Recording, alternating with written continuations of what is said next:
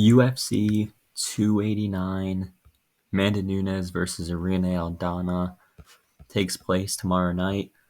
Going to be going through every single fight on the card, starting with the opener of the prelims, which is Diana Belbita and Maria Oliveira, probably the worst fight on the card. So luckily we're getting it out of the way early. Um, I am actually going to go with Diana Belbita here, although she is 2-3 in her last five. Neither of these girls are really that good. I'm not going to spend too much time on this pick, other than saying Diana Belbita probably has more power, more punching power, and I don't see Maria Oliveira's striking to be on necessarily, a very high level at all. Haven't really been impressed with their striking. Another thing worth mentioning is obviously this card is in Vancouver. This is the UFC's return to Canada, and Diana Belbita is training out of Canada, so not sure how much that's going to play into it, but that could possibly be a reason why she's on the card. The UFC could probably, might be trying to get her a winnable fight here, so I'm going to go with Diana Belbita to win. Not much to say about that. Not really a good fight to open up the card. A little bit more interesting fight in the second fight of the night, though. David Dvorak versus Steve Erceg. Now, to break this one down, I think David Dvorak is very good at movement. He's very good at circling the cage. He's hard to hit sometimes. I mean, when he fights a higher level, like really high level competition, like Nicolau and Manel Cop there, Manel Cape. Manel, he had him in a deep Kimura in the first round. He almost submitted Dvorak, and I know that is sort of a concern because Steve Erceg is a very good grappler. That's his bread and butter in the cage. He likes to grapple. He likes to submit people.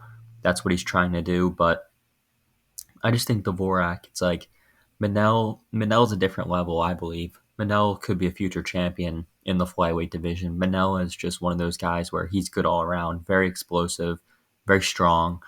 Um, and Dvorak actually initiated the wrestling there. He actually took down Manel. Uh, and I don't think David Dvorak's going to be shooting any takedowns on Steve Erceg. I think his game plan to win this fight is he knows he has the experience. He knows he's been in the UFC before. He's fought the higher level of competition. Not saying that Steve Erceg can't win this fight. There's certainly a possibility that Steve Erceg wins this fight. I think this line actually is way off. From what I saw, David Dvorak's like a minus 300 or minus 275 or something like that. Um, like I said, I don't think David Dvorak should be like a huge favorite, but I definitely think he should be the favorite in this fight to win. Just because, like I said, Steve Erceg doesn't really impress me that much striking. Not that he's a terrible striker, but I think Dvorak should be better in the striking, and I believe this fight will take place on the feet. So I'm going to be going with David Dvorak, probably by decision. If Steve Erceg wins this fight, most likely it'll have to be by a submission, um, which is definitely, like I said, is possible. But I see David Dvorak just outpointing Steve. You know, staying on his bike, keeping the movement, just circling the cage, trying not to, get in a firefight, and he should be able to win this fight over three. Next is Blake Bilder versus Kyle Nelson. Um, You know, Let me just say a few things about this fight real quick. Kyle Nelson, it's interesting because his last few fights have been, his last fight against Doo Ho Choi, I had him losing all three rounds personally. Some people had it a draw, some people had it, Nelson winning one of the rounds, and Doo Ho Choi winning the other two, plus the point deduction for that headbutt. I don't think it was an intentional headbutt. Although the ref did take a point away, which was shocking to me, how you can take a point away from Doo Ho Choi on that headbutt. Obviously, it wasn't intentional. He didn't mean to do it. Ref still took a point away, and that basically gave Nelson one more shot in the UFC. And not only is Nelson getting another shot in the UFC, he should be 1-4 in his last five, and he's fighting in Canada. So he's on a pay-per-view in Canada, 1-4 against Blake Bilder. who is 8-0-1. Blake Builder is, I'd say, better everywhere besides the power, which is a little bit concerning. I do think Builder wins the fight. I think Blake Builder's the better overall fighter, but Nelson does have that KO power, especially early. Now the problem I see with Nelson though, in all of his fights, not just the Doo Ho Choi fight, he got tired in the Doo Ho Choi fight in the third round. Didn't look as good. That his cardio always seems to be a problem. Always. Um, like he has a, maybe that's because he has a wrestling heavy approach, or that's the approach he wants to take nowadays, is to just get the wrestling going, shoot a lot. The same was true against Jai Herbert, and Jai Herbert's a striker, and Jai Herbert took him down and controlled him for almost the entire third round of their fight. And that was a close fight. That was a 1-1 going into the third. Jai Herbert won the third and controlled Nelson for most of the round. That's something that stays in my mind when I'm thinking about this fight. Blake Boder's a better wrestler, a much better wrestler, in my opinion, than Jai Herbert. Jai Herbert is like I said, he's a striker. He's a good striker, but he's not a wrestler. And Nelson got taken down and controlled by Herbert for nearly the entire round in the third. So, um, now I do believe that might have been up a weight class, if I'm not mistaken. But either way, it's just not a good look when you're fighting. Now you're fighting a guy, Blake Builder, who is a lot, is very good in the grappling. I think he's a black belt in jiu-jitsu. Nelson is a brown belt. Not that belts don't necessarily mean a ton in MMA. I mean, they do mean something, obviously, but when you're getting punched in the face, if you're a black belt versus a brown belt, it doesn't make a huge difference.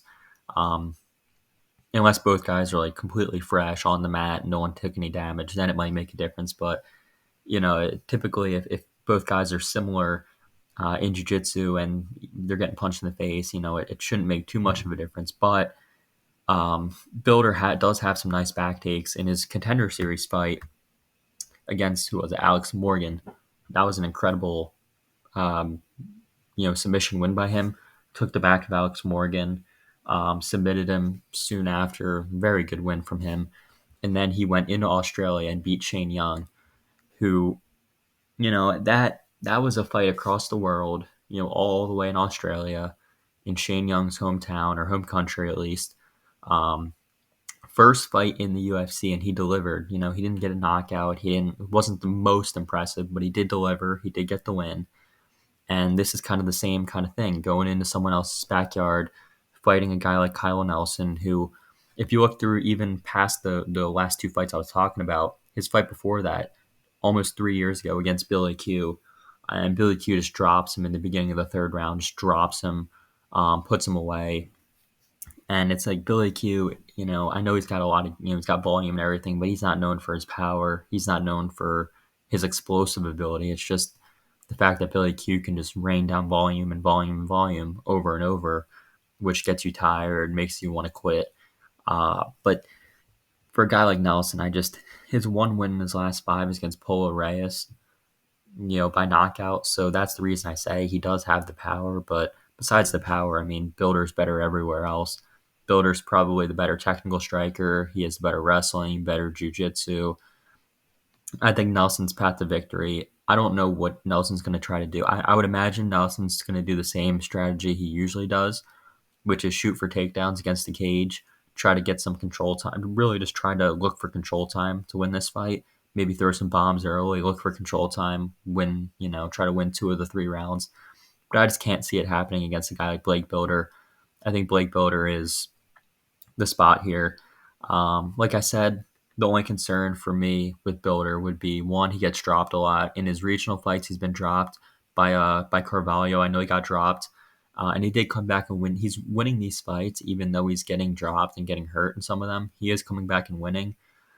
It is a little bit, as I mentioned quite a few times, it is a little bit worrying though, because Nelson can crack. But I think if Nelson doesn't get him out of there early, Builder will take over the fight as it goes on later. So Blake Builder is the pick there.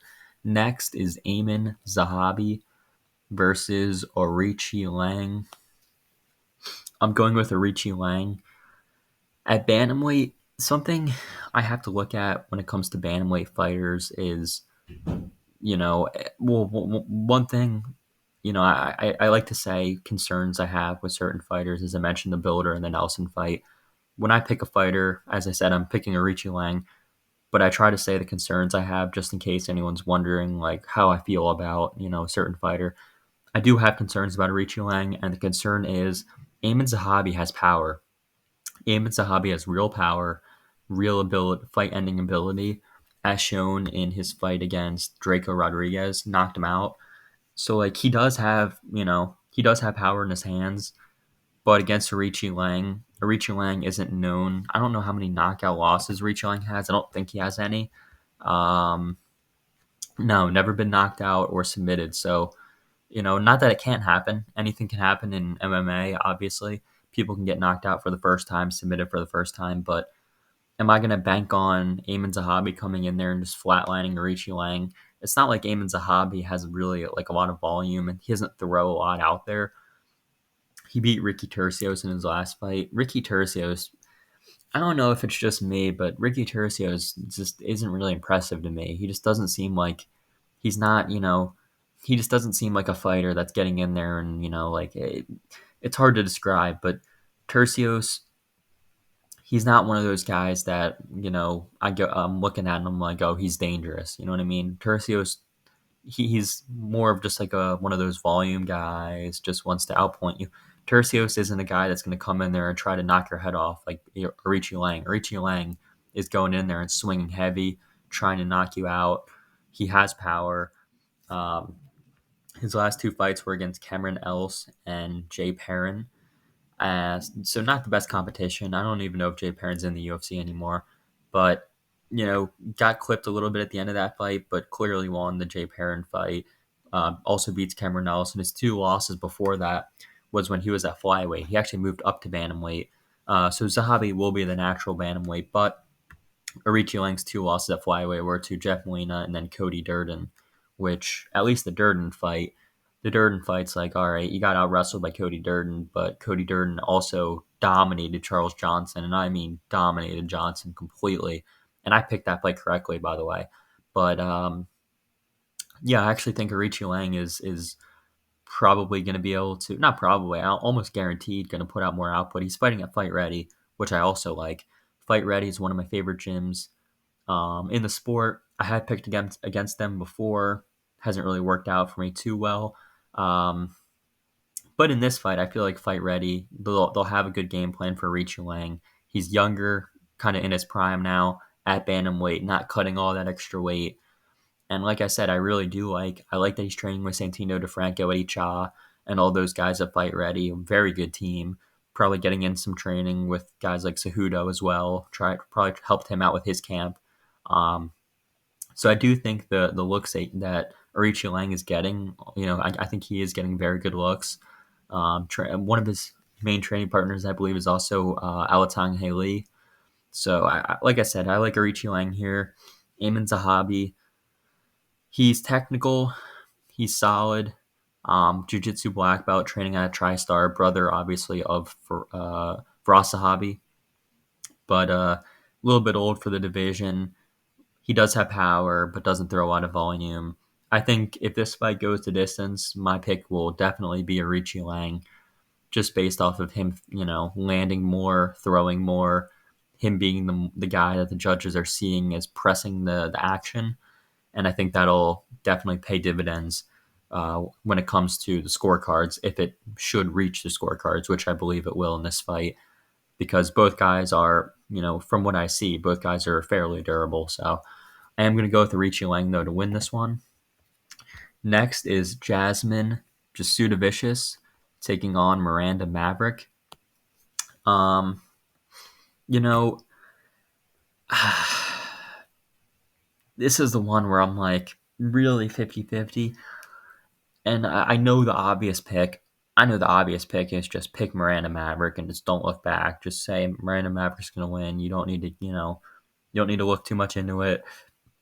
She's a minus 300 for a reason. Everyone kind of believes she's going to just walk right through Jasmine. But something's like when I feel something like maybe it's just me, but when I feel like a certain way about a prediction, I just can't. It's tough for me to just to say, you know what, I'm not gonna make that pick. I just have a feeling that Miranda Maverick. I have a feeling this is gonna be a close fight. I'm not saying Miranda Maverick is gonna lose this fight, but I have a feeling it's gonna be a razor thin fight. Jasmine Sudovicius can wrestle. She's training out of the same gym that Mike Malott is training out of, which I believe is Niagara Top Team. But it's just one of those things where I'm like, you know, if this fight is 50-50 and this is competitive on the feet, because I think if this stays on the feet, it's anyone's ball game. And Vicious, she should be able to stuff some of the takedowns. I don't know if Miranda Maverick's going to be able to just control her on the ground. I think this is a winnable fight for Jasmine. It's also though one of those where I'm not super confident either way. I'm really 50-50. And the fact that Jasmine is such a big underdog makes me have to pick her in this fight. Not because I think, like I said, not because I think she's going to clearly win or anything like that, but it's just such a close fight that I can't, I can't, in a fight that I believe is that close, I can't pick the minus 300, even if she is going to be the one improving probably more rapidly at this point than Jasmine is. I think if Jasmine stops some of the takedowns, this could get really interesting. This could possibly be a split decision. This could be a really close fight, closer than a lot of people are expecting. And you know what? I'm gonna go Jasmine Sudovicius. Um, it's very worrying, very very worrying. Because if Miranda Maverick starts taking her down and starts dominating her, it'll look like a really stupid pick. But it's one of those picks where you're like, I got to find underdogs, and there's always a few underdogs that win. I'm looking through the card. I'm like, this is one where I'm like, I'm not really confident in it, but it's certainly a possibility. Maverick has shown that she's susceptible. Is that the word? She is susceptible to getting taken down as well herself. She's been taken down before, so it's not like Miranda Maverick's just some elite all American type wrestler where she's going to dominate Jasmine. I mean, she got taken down by Jillian Robertson. She won the fight, but she got taken down by Jillian Robertson in their fight. And Jillian Robertson, as good of a grappler as she is, very good grappler, Jillian, she's not a wrestler. And if she can take down Miranda Maverick, you know, it leaves causes for concern when it comes to someone like Jasmine, who's a better wrestler. Um, Not as good of a grappler, obviously, but better wrestler. And then Miranda Maverick also got taken down basically at will by Erin Blanchfield, but I don't hold that against her. Erin Blanchfield's a very good fighter. I believe Erin Blanchfield's the best in the world at flyweight. I believe if Blanchfield fought Alexa Grasso, if Grasso was the favorite in that fight, I normally don't say this, but if Grasso was the favorite against someone like Blanchfield, I would say bet the house on Blanchfield. But when it comes to this fight, I just feel like Miranda Maverick, she hasn't really, neither girl has fought. I mean, you could say Miranda Maverick's fought, the much better competition. But in all fairness, I mean, has she? She lost a split to Macy Barber. She should have won that fight, but I don't really think that highly of Macy Barber. She should have lost to Andrea Lee. In all honesty, I thought that was a robbery that should have went to Andrea Lee.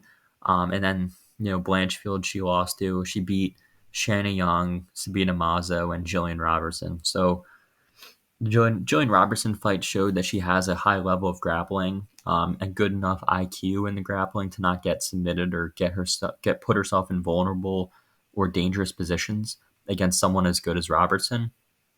But regardless of that, I think if this fight plays out on the feet, it's very close. So I'll take the dog shot on Jasmine here, even if it doesn't come through. I'm still, it's just one of those where it's like you're taking a shot in the dark. One of them has to come through eventually. And it's a women's underdog pick, so you never really know anyway. Next is Nasruddin Imavov versus Chris Action Man Curtis. I'm going with Nasruddin Imavov here to beat Chris Curtis. And it hurts to say. It hurts to say because I really like Chris Curtis. I've said it in previous videos. I think Chris Curtis is a beast. I really like Chris Curtis. I like his boxing style. I like that he can great counterpuncher, has the ability to put guys lights out, and he's put guys lights out in the UFC more than one time. Knocked out Brendan Allen, beat Rodolfo Vieira, knocked out Joaquin Buckley, and then he also knocked out Phil Hawes in his first UFC fight. Um, he's shown he has a lot of power. Chris Curtis has shown if he touches your chin, you could be in big trouble. You could really, really be in big trouble because of that, very, very good counterboxing that he has. And he also does work the body well. He's not just head hunting. He works the body, like he throws a lot of good body shots, mixes it up to the body and to the head. So his boxing is on a pretty high level. And I like that he's also training with Sean Strickland in this fight. Sean Strickland formerly fought Nasruddin Imavov to a decision win. And that was also the difference, though, was Imavov was fighting at 205 in that fight. He was originally scheduled to fight a middleweight fight against Gastelum. Gastelum had to pull out due to I think that was when he had like that mouth, like what was it, like the staph on his face or something like that. But Imavov ends up fighting Sean Strickland on short notice at 205 instead of 185. He ends up losing that fight to Strickland. But I think that's a learning lesson, in all honesty. That's a 5-round fight against a guy like Sean Strickland who throws a lot more volume than Chris Curtis.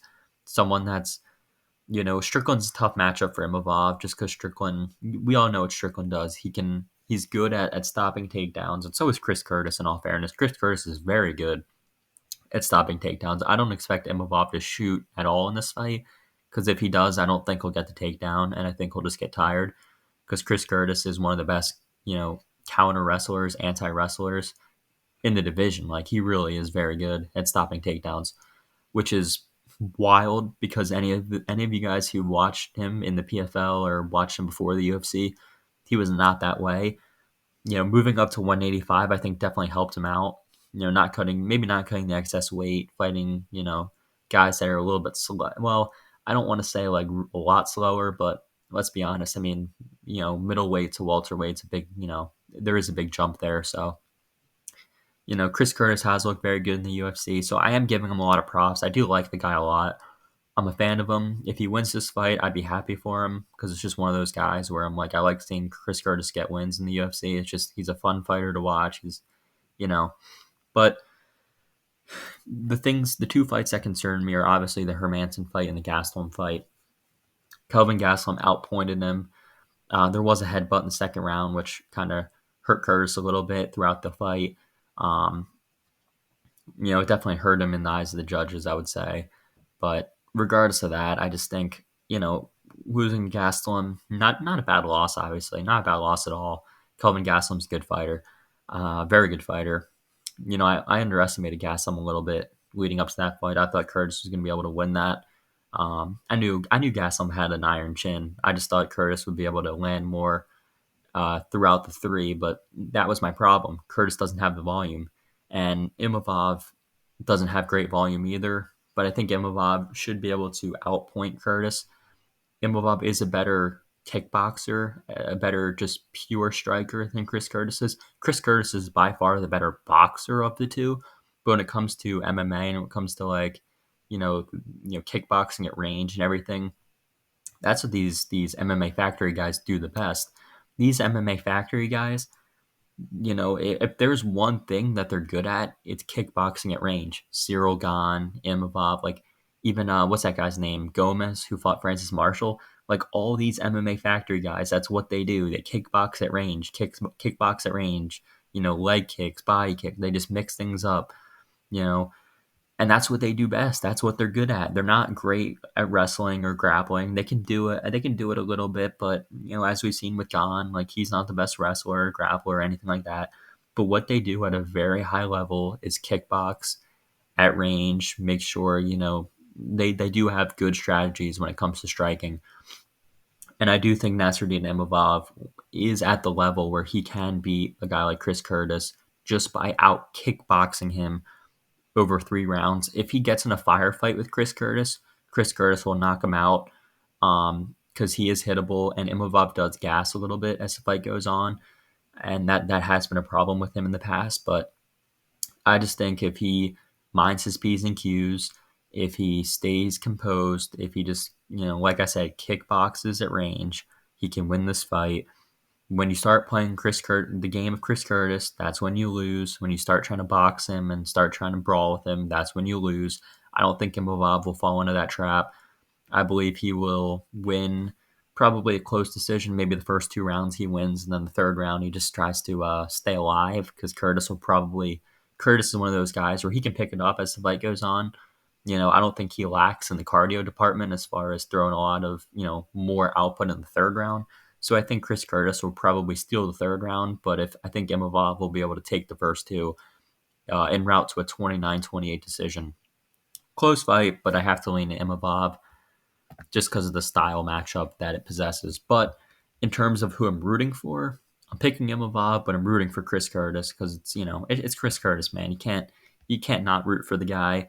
Even though he complains a little bit after some of the fights he's in, after some of the losses, like he's still it's a fun guy to watch. It's a good guy. I like Curtis, so hopefully he gets it done. But I think Imavov will get that win. Next fight to open up the main card is Eric Yaboy Anders versus Marc-Andre Barriault. I'm going with Marc-Andre Barriault to beat Eric Anders. Eric Anders has talked about retirement, and that's a big no-no in my mind. That's a big no-no in my mind because when I see fighters that talk about retirement, I think immediately, okay, how is their mind really in the sport as much as it should be? When you have a guy like Marc-Andre Barriault, or not even just a guy like Marc-Andre Barriault, just any guy that's you know wants to go far in the division, whatever division that is. If you have a guy that's really wants this, is in the gym every single day, training hard, and then you got a guy that is talking about possibly retiring, talking about this is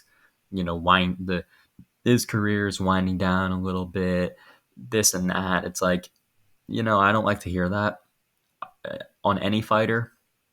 And typically, you'll see when I break down fights where people are talking about retirement, I almost always pick the opposite side because I don't like picking guys that are already thinking about leaving the sport.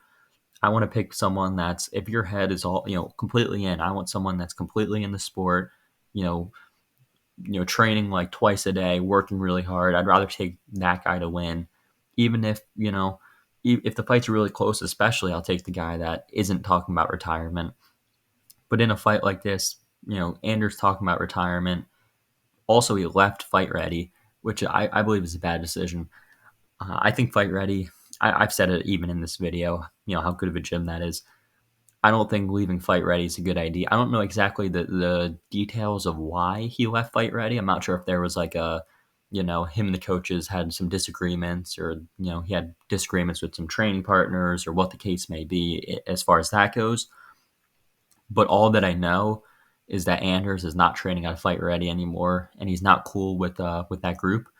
At least that's what I've heard from Brandon Olivas. So do with that information what you will. Brandon Olivas is a good friend of Santino DeFranco, has a podcast with him and everything. So I do take his word to be true. And Anders is now training out of MMA Lab, which is also a good gym. Not the MMA Lab is a very good gym, so not taking anything against it, but I just think Fight Ready is a step ahead as far as game planning, as far as finding ways to win. I think Fight Ready is just a step ahead as far as like the fight IQ aspect.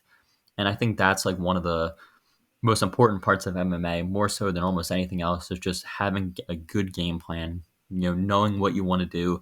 We see it all the time. You see guys pulling guillotines and doing stupid stuff and losing fights. Cyril Gane and Ngannou is actually a pretty good example. Gane going for like a heel hook in when all he had to do was stay on top and he would have won the fight. Like, you see stuff happen like that, and you're like, this is why good game plans matter so much in MMA.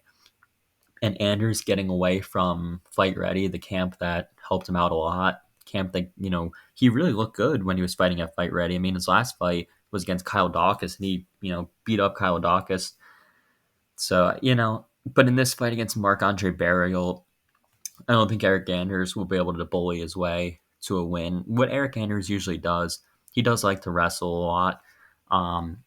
His striking is very mediocre, very like What's that word to describe it? Stiff, I guess it is a way you can describe his striking. Very stiff.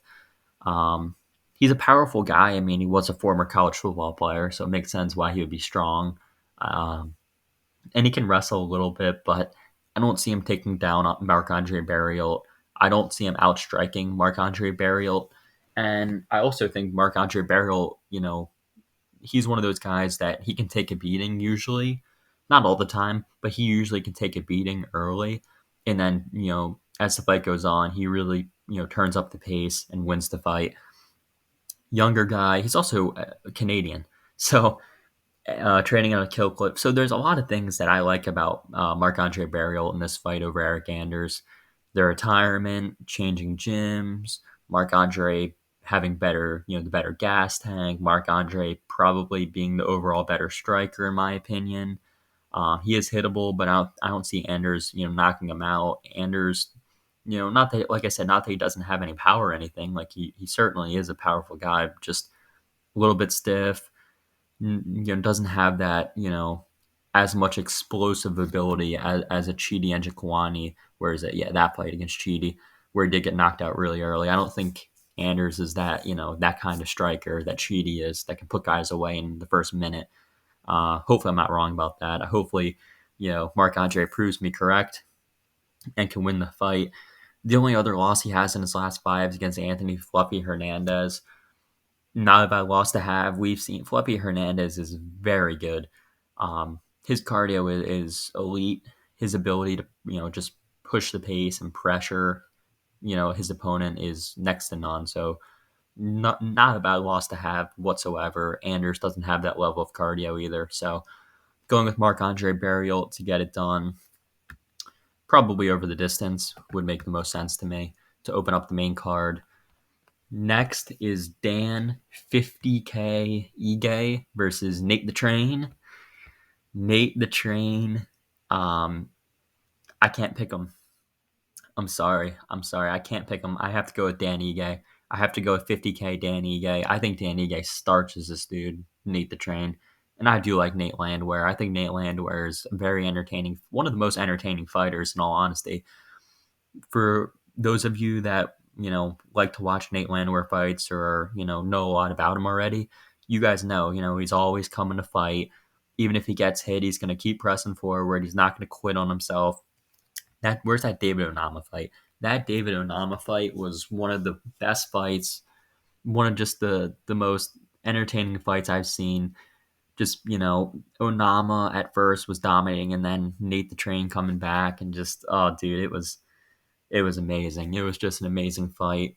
Nate Landwehr is just, like I said, there's it's hard to describe him other than just being such an entertaining fighter. Even on the mic, he's entertaining. People want to see this guy. People like this guy. They're big fans of this guy.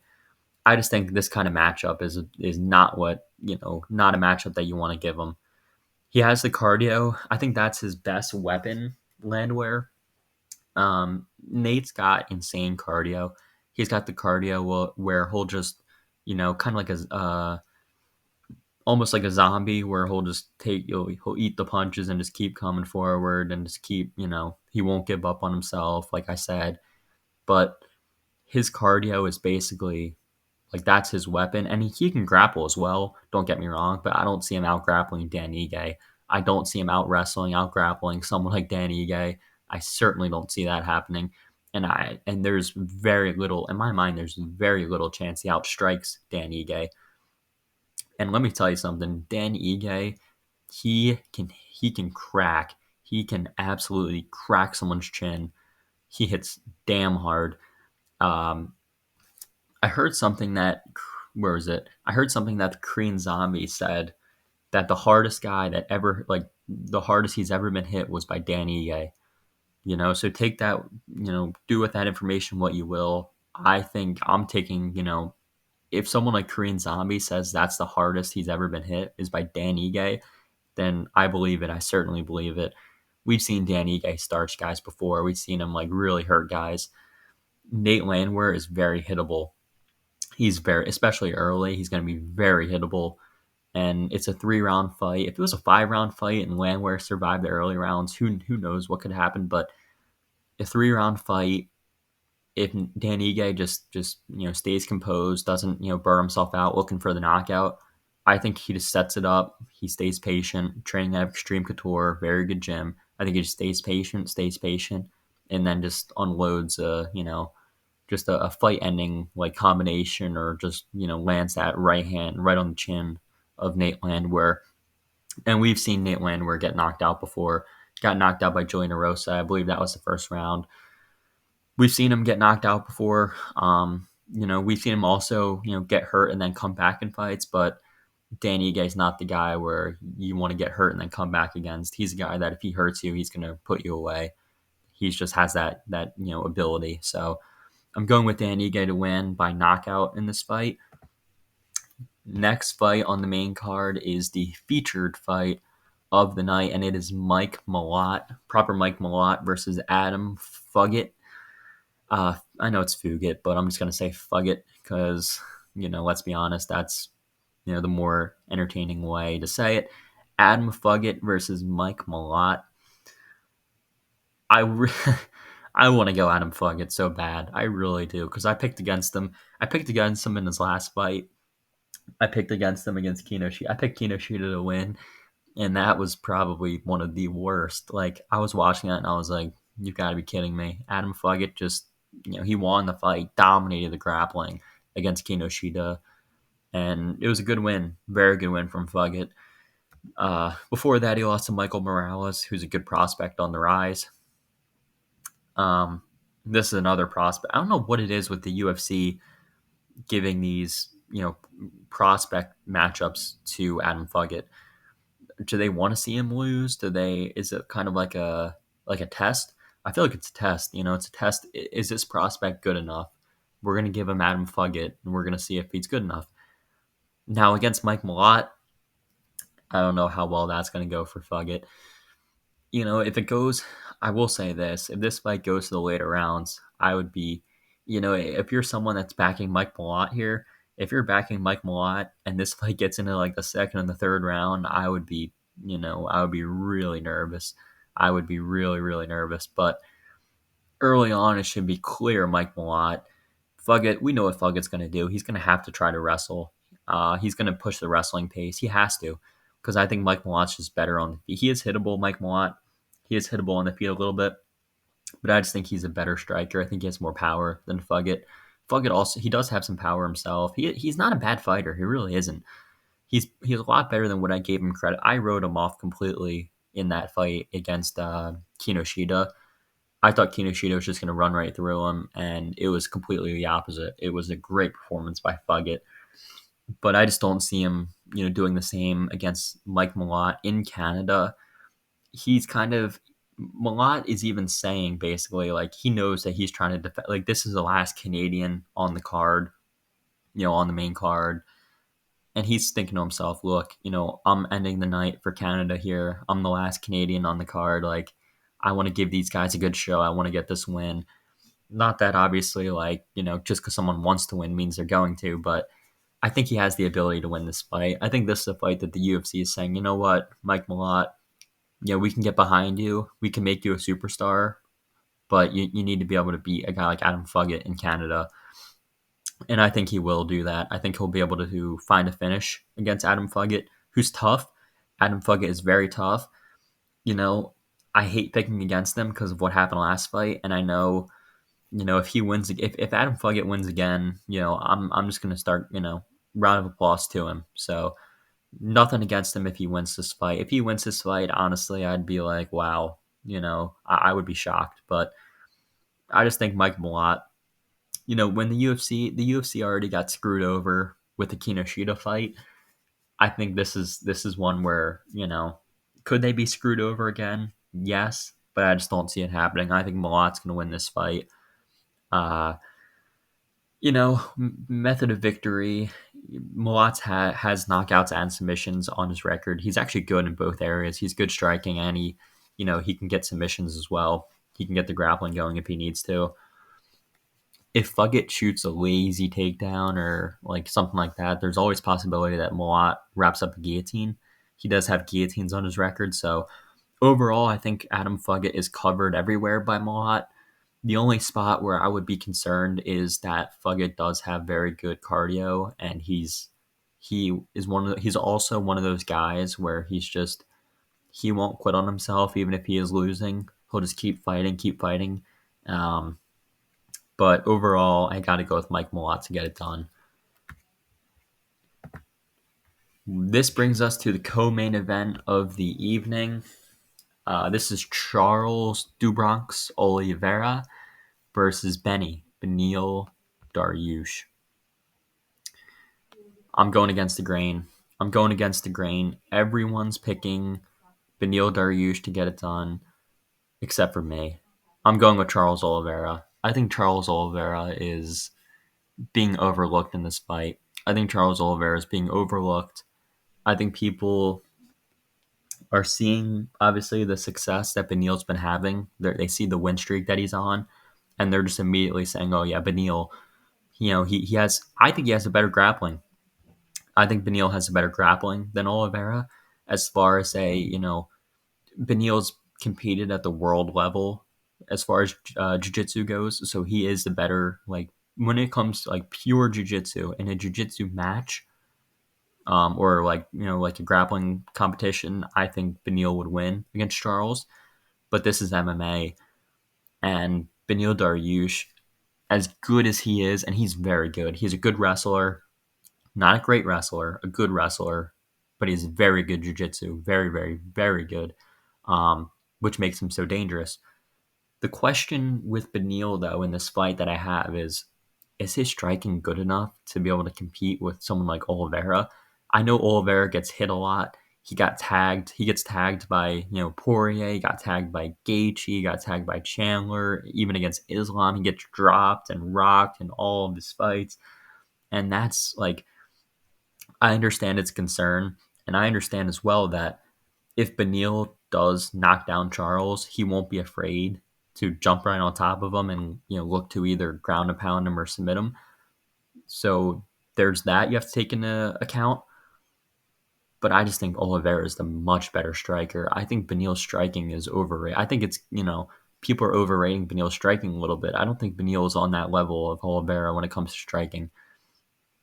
I've seen Oliveira do some nasty stuff on the feet. I know he gets hit a lot. I know his defensive striking, like his defensive being able to keep himself from getting hit on the chin. Like, he does get hit a lot, and he does get dropped a lot. But in terms of offensive striking, like, Oliveira is so dangerous, so dangerous. Knocked out Chandler, beautiful left hook in the second round. Dropped Gaethje with a straight right hand. It's just one of those where I'm like, dude, I don't think Beneil Dariush is that level of striker. I just don't. I don't think he's that level of striker. That Oliveira fight against Islam, um, it wasn't a good fight for Oliveira. He lost that fight. Didn't look great in that fight. But I think this is a different fight. This is, he says he's kind of forgotten about that fight. He's not looking back on that fight. And I think that's good for him. I don't think he should be looking too much into the past, looking at that Islam fight. I mean, he's lost before. Oliveira's been finished before. He shouldn't just look at that. He should look at, okay, how do I beat a guy like Dariush? And I think the way to beat Dariush is to just outstrike him. Because he's, outstrike him and watch for that big overhand left.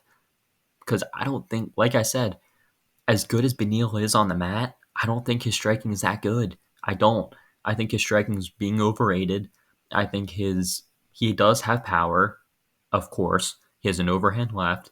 But besides the overhand left, besides that power, what else does he have as far as striking? Like, how is he going to beat Oliveira in striking besides clipping him with an overhand left and dropping him?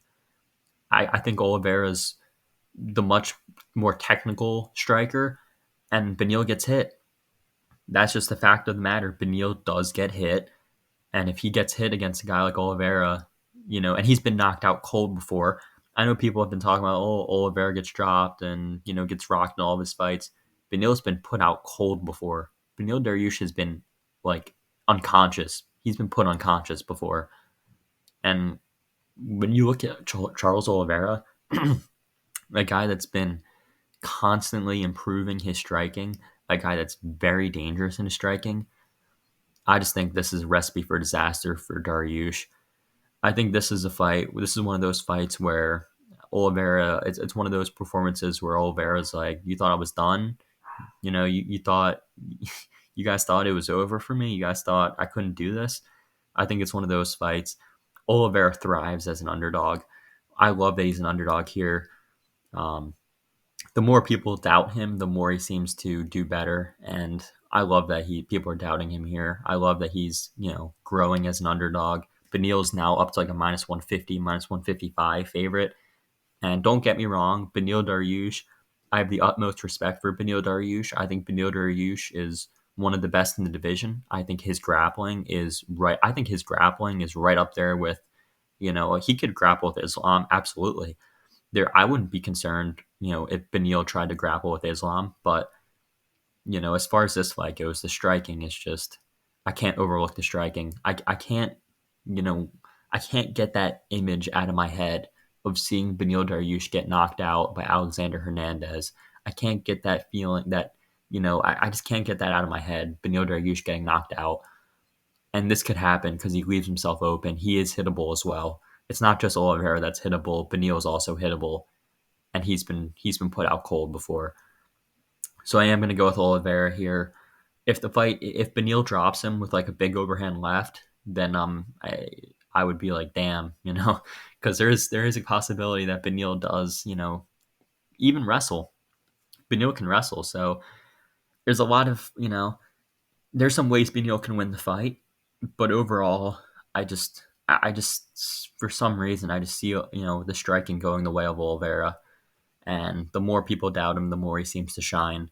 So I think this is one of those you must have forgot type of fights where Oliveira comes out, everyone's expecting Beneil to just to win this fight, to just be better in the grappling, out wrestle him.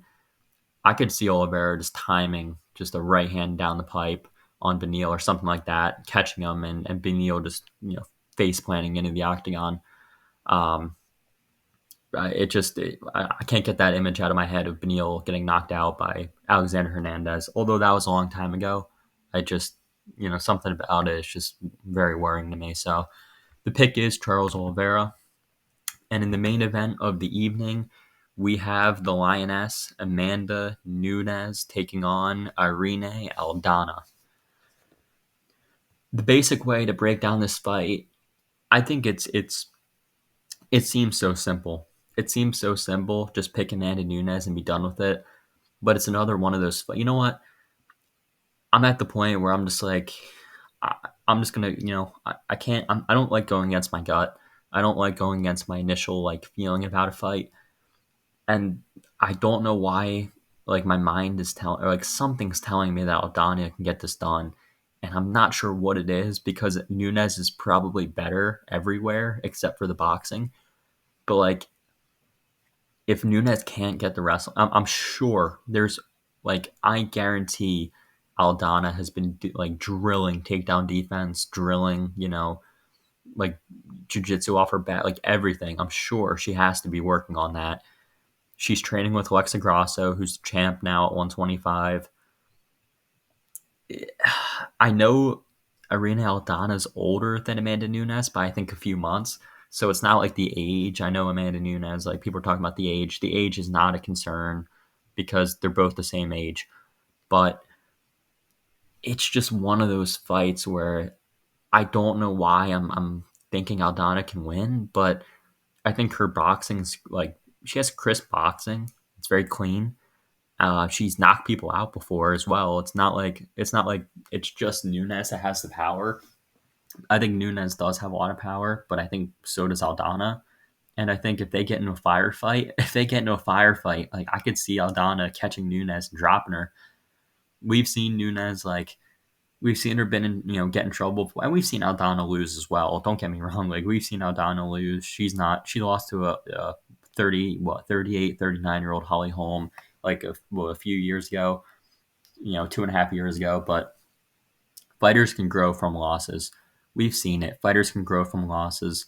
Nunes just lost to Pena, came back and dominated Pena in the rematch, but I think Aldana's just better than Pena. And I know that Nunes, got that loss back and dominated 50-44 Pena, but I just think like I just think people are just overlooking Aldana, and when they're not overlooking her to the extent of Grasso and Shevchenko, like it's not like Nunes is like a -700 favorite. She's only like a -300, but still, like as good as Nunes is, and she is the greatest of all time when it comes to the women's division. I just think something's telling me I don't. It's not even the fact that I think Aldana's the better overall fighter. It's just something's telling me that she's going to find a moment.